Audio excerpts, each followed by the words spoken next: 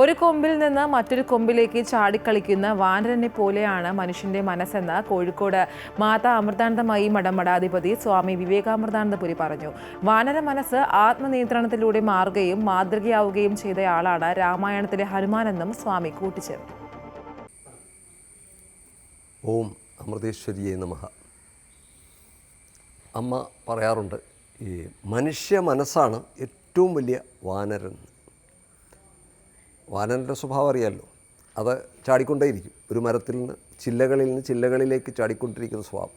ഒരിടത്തും അത് അടങ്ങിയിരിക്കാറില്ല. അതുപോലെയാണ് മനുഷ്യ മനസ്സ്. ഒരൊറ്റച്ചാട്ടത്തിന് നമുക്ക് എവിടെ വേണേൽ പോവാം. അമേരിക്കയിലോ റഷ്യയിലോ ജപ്പാനിലോ അല്ലെങ്കിൽ ആകാശത്തിലോ ശൂന്യാകാശത്തിലോ ചന്ദ്രനിലോ എവിടെ വേണേൽ പോവാം. ഇതുപോലെയാണ് മനുഷ്യ മനസ്സ്. നിമിഷം കൊണ്ട് എവിടെ വേണേലും പോകാൻ സാധിക്കും എന്നുള്ളതാണ്. അപ്പോൾ അതിനെ അടക്കി നിർത്തിയാൽ ഉണ്ടാകുന്ന ഗുണം അത് നമുക്ക് ഹനുമാനിലൂടെ പഠിപ്പിക്കുകയാണ്. വാനരൻ നരനാകുന്നു, നരൻ നാരായണനാകുന്നു. അതെങ്ങനെ വേണമെന്ന് ഹനുമാനിലൂടെയാണ് വാൽമീകി മഹർഷി നമ്മളെ പഠിപ്പിക്കുന്നത്. അതുകൊണ്ടാണ് ശ്രീരാമന് തുല്യമായിട്ട് അല്ലെങ്കിൽ അതുപോലെ ദൈവത്തെപ്പോലെ ആരാധിക്കാൻ ഹനുമാനെ ആൾക്കാർ തയ്യാറാകുന്നു എന്നുള്ളതാണ്. കാരണം ആ വാനര മനസ്സിനെ ആത്മനിയന്ത്രണശീലത്തിലൂടെ ശമതമാദികളെല്ലാം ഉൾക്കൊണ്ടുകൊണ്ട് പൂർണ്ണജ്ഞാനിയായി മാറി കർമ്മമണ്ഡലത്തിൽ വലിയൊരു മാതൃകയായി ശോഭിച്ച ദാസഭാവനയുടെ മഹത്വം ലോകത്തിന് പഠിപ്പിച്ചു കൊടുത്ത ഒരു മാതൃകയായിട്ടാണ് നമുക്ക് ഹനുമാനെ കാണാൻ സാധിക്കുന്നത്. ഹനുമാൻ ചെറുപ്പത്തിൽ, കുട്ടിക്കാലത്ത്, ബാല്യത്തിൽ അതീവ ബലശാലിയായിരുന്നു ആ സമയത്ത് തന്നെ. അപ്പോൾ സൂര്യനെ കണ്ട് എന്തോ കഴിക്കാനുള്ള ഒരു പഴമാണെന്ന് വിചാരിച്ച് ചാടിയെന്നാണ്. എന്തായാലും അവിടെ ദേവേന്ദ്രൻ്റെ വജ്രായുധത്തിൻ്റെ വെട്ടേറ്റ് ഹനുവിൽ വെട്ടേറ്റതുകൊണ്ട് ഹനുമാൻ എന്നുള്ള പേര് സിദ്ധിച്ചു എന്നൊക്കെ പറയും. താടിയിൽ വെട്ടേറ്റതുകൊണ്ട് അങ്ങനെയാണ് ആ പേര് കിട്ടിയെന്ന് പറയുന്നു.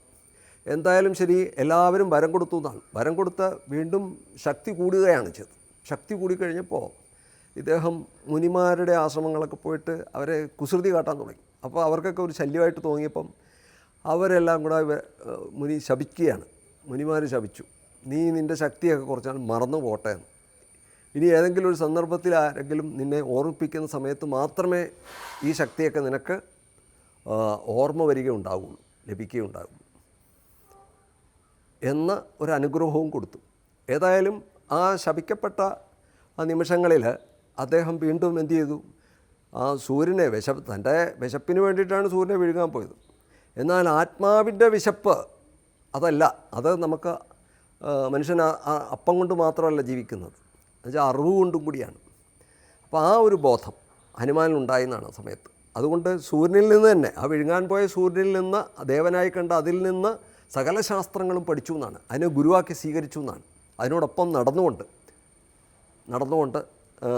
ആ വിജ്ഞാനം നേടി എന്നുള്ളതാണ് ഹനുമാനിലൂടെ നമുക്ക് കാണാൻ സാധിക്കുന്നത്. അങ്ങനെയായാലും പിന്നീട് ഒരു ദൗത്യം, സീതയെ കണ്ടെത്താനുള്ള ദൗത്യം ഹനുമാന് നിക്ഷിപ്തമായി തീരുകയാണ്. ആ സമയത്ത് ജാംബവാൻ ഓർമ്മപ്പെടുത്തുന്നതോടുകൂടി ഹനുമാൻ തൻ്റെ കഴിവുകളെ വീണ്ടെടുക്കുന്നു. അചഞ്ചലമായ ആ ഒരു ധൈര്യം വീണ്ടെടുത്തുകൊണ്ട്, ശക്തി സമ്പാദിച്ചുകൊണ്ട് ഹനുമാൻ ലങ്ക ചാടിക്കടക്കുന്നു. ഇത് നമുക്ക് കാട്ടിത്തരികയാണ്. അപ്പോൾ അസാധ്യമെന്ന് വിചാരിക്കുന്ന കാര്യം പോലും സുസാധ്യമാക്കി തീർക്കാനുള്ള കഴിവ് എന്താണ്?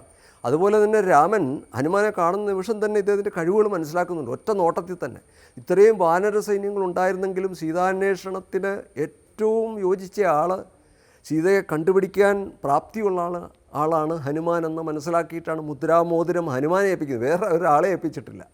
അപ്പോൾ അത്രയും വിശ്വാസം ഒരൊറ്റ ദർശനത്തിൽ തന്നെ ഉണ്ടാക്കിയെടുക്കാൻ കഴിഞ്ഞ ആളാണ് ഹനുമാൻ. ആ ഒരു കാര്യം നമ്മൾ മനസ്സിലാക്കുക. നമ്മളും നമ്മുടെ ആത്മനിയന്ത്രണശീലത്തിലൂടെ, ശമതമങ്ങളിലൂടെ, ആത്മനിയന്ത്രണശീലമില്ലാത്ത ജനങ്ങൾ നശിച്ചു പോവുകയാണ് ചെയ്യുന്നത്. അതുകൊണ്ട് ആ ശീലം നമ്മുടെ ജീവിതത്തിൽ ഉണ്ടാക്കിയെടുക്കുക. എങ്കിൽ നമുക്ക് പൂർണ്ണത കൈവരിക്കാൻ സാധിക്കും എന്ന് ഹനുമാനിലൂടെ പഠിപ്പിക്കുകയാണ്. ജയ് ശ്രീറാം.